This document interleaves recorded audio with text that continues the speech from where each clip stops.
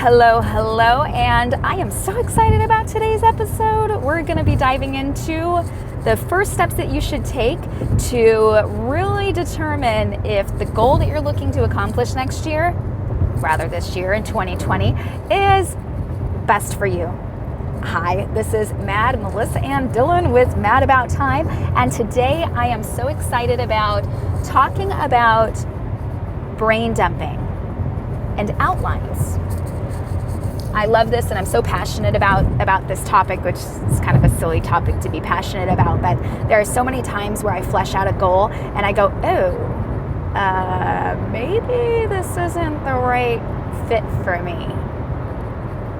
What do you think? Do you have any goals that are on your list that you're looking to accomplish in 2020 that you haven't yet really evaluated and outlined as far as what you need to accomplish in order to succeed in that goal, and does it sound fun for you? So that's number one as far as my point is concerned with why you should outline your goals before you start them to see if it's a good fit. Is number one, is it fun for you? Does every step in the process sound fun and exciting?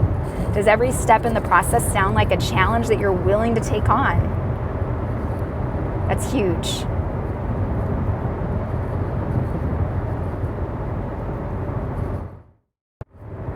Number two is, do you have the time to accomplish your goal?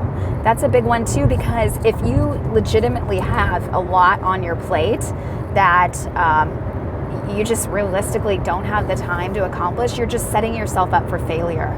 So once you have your goals outlined, then you can see the big picture and go, okay, how much time is each part of this gonna take, and do I really need to do all of these? I talk about stripping your goals to the bare bones in episode 3. I encourage you to listen to it, because as parents, we only have such a small amount of time, right? So if we're trying to get time back, or we really have family as a number one priority for us, then we really have to take a look at goals if we still want to be ambitious parents who accomplish them, and determine how stripped down can we get that goal to still feel successful and accomplished. And you're not going to be able to do that until you outline everything to see the big picture.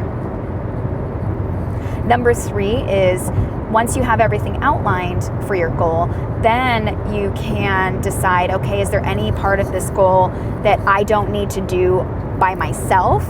Is there any part of this goal that needs to be delegated? Is there any part of this goal that can be automated? I mean, it really depends on what your goal is here. And I speak in abstracts a lot on this show because I want it to be applicable to all ambitious parents, all of you who want to get things done. So taking that outline having that outline will really help you to see, where you might need some help. You might also find that there are parts of your goal that you are going to get stuck on because you don't know how to do it. So you can decide, okay, do I need to hire a coach to help me through this? Is there a resource that I can go to online, or a book that I can pick up that'll help me proactively get the knowledge that I need, so that when I do hit that roadblock, I know what to do? That'll be really easy. I mean, obviously you don't want to get stuck into analysis paralysis here, and you don't want to go, okay, I'm going to have to learn all of these things before I start. No, that's definitely not what I'm saying. But if you have a rough outline, then first you know what the first steps are. You won't get stuck there on any steps that are going to help you kick off and get that momentum, but also just to kind of see the big pictures, you can kind of prepare as you go along to accomplish your goals. Some warnings, I mean, I'm so glad that I brought this point up to you, is you don't want to get stuck in over-analyzing. The only purpose of the outline is just to see the big picture, so that you can kind of feel in your body if it's a goal that you're willing to take on. And that's important, because if you're getting into a goal or getting knee deep into your project, or working toward accomplishing your goal, and you're finding that it's just miserable, and the deep why as to why you want to accomplish this goal isn't your heart song, then you will be setting yourself up for kind of a rough road, because now you're attached to accomplishing a goal that you really aren't enjoying. So that would be a next thing is when you're outlining, you want to write down your deepest why. Why do you want to accomplish this goal? So that way, every time it does get hard, you have that to hang on to. You can reread it anytime that you need. Anytime you're feeling discouraged, then you know your deep why. I'll write my whys in my journal pretty often and make it a part of my affirmations too, pretty often. That way, when I'm in my affirmations, then by nature, I have something available to me to remind me about why I'm doing the things that I do, so that when I do get discouraged, I already know, because I've been reading my affirmations. So that's a good way to do it. You can also put it up somewhere where you'll see every day, maybe in your bathroom and at your vanity mirror, or at your office desk. That way you can just glance over and see it. So I hope that helps so far. And preceding the outline, you might even need to do a brain dump. I love brain dumps, especially if you've never done one before. You may end up dumping your brain like crazy with a ton of stuff that you didn't even realize was on your mind.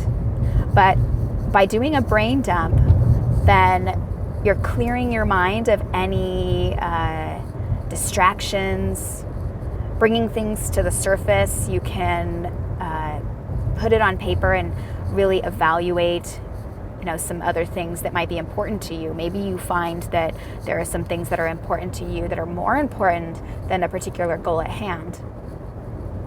And so you can quickly shift gears before it's too late and it's March or April and you realize, I've wasted 90 days, which, by the way, time is, you never want to say you're wasting things. It's always great to get started on a project, and you can easily switch gears and put a project to the side if you find that it's not the right time. So that's the wrong choice of words on my part. Forgive me for that, because I definitely don't believe anything is wasted. But it's nice to do a brain dump, especially at the end of the year, at the beginning of the year, so that you can see the big picture of where your mind is too.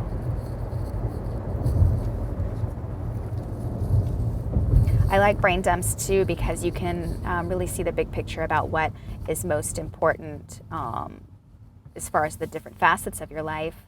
Maybe you find there are a lot of things on your mind about your kids, or maybe you're finding that you have some thoughts about things you're not feeling so great about how you're treating your spouse, or how they're treating you, or the time that you're spending together or lack thereof.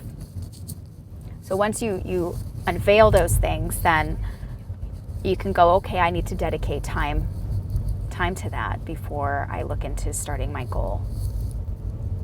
So this is going to be part of a series. I feel like I can't possibly dive deep enough today into some other things that you'll need to do to get really organized with your thoughts and your outlines and your brain dump. But at least this is an opening food for thought. It doesn't take too long, especially because it's just your thoughts scribbled down on paper to start. But doing that it's kind of a meditative process all in itself. Brain dumping and outlining will help you to see everything on paper and just sit back and take a look at everything and make decisions based on what you wrote down. I hope this helps. Let me know if you feel like this is disjointed. It's a very casual conversation here. But if there's anything that you feel like I missed, of course, I'm happy to put out another episode. We're still getting acclimated to putting out episodes, so not all of them will be perfectly organized. I'm still learning.